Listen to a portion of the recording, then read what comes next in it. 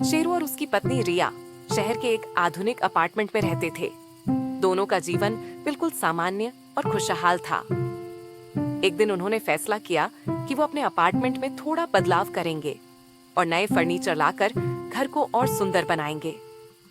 सब कुछ सामान्य था, लेकिन फर्नीचर आने के बाद अजीब अजीब घटनाएं होने लगीं। पहली रात जब शेरू और रिया सोने के लिए गए, तो रिया ने महसूस किया कि कोई धीरे धीरे उसके सिर के पास सांसें ले रहा है।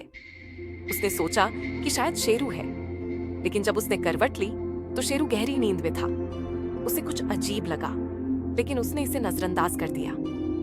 अगले दिन रिया जब किचन में काम कर रही थी, तब उसे लगा जैसे कोई उसकी पीठ के पीछे खड़ा हो।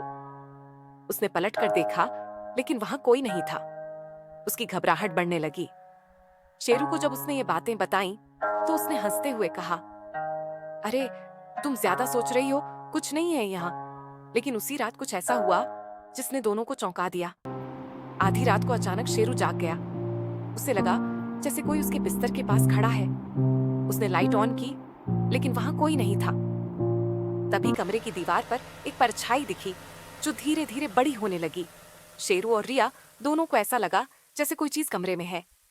शेरू ने हिम्मत जुटाकर कहा, कौन है, क्या चाहता है?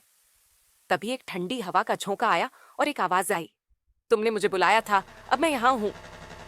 अचानक कमरे के दरवाजे जोर जोर से बजने लगे और पूरे अपार्टमेंट में अजीब अजीब आवाजें आने लगी। शेरू और रिया बुरी तरह से डर गए।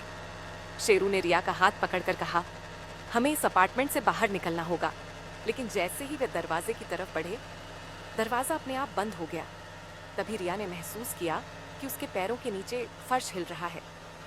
उसकी सांसें तेज हो गईं और उसने शेरू की तरफ देखा, लेकिन शेरू की आंखों में एक अजीब सी चमक थी। शेरू धीरे धीरे मुस्कुराया और उसने एक डरावनी आवाज में कहा, अब तुम भी जान जाओगी कि मैं कौन हूं। रिया की आंखें फटी रह गईं। उसे समझ में आया कि शेरू ही वो अजीब ताकत है जिससे वो बचने की कोशिश कर रही थी। क्या रिया शेरू से बच पाएगी या शेरू उसे मार देगा? पार्ट 2 देखने के लिए लाइक और सब्सक्राइब जरूर करें। बाय।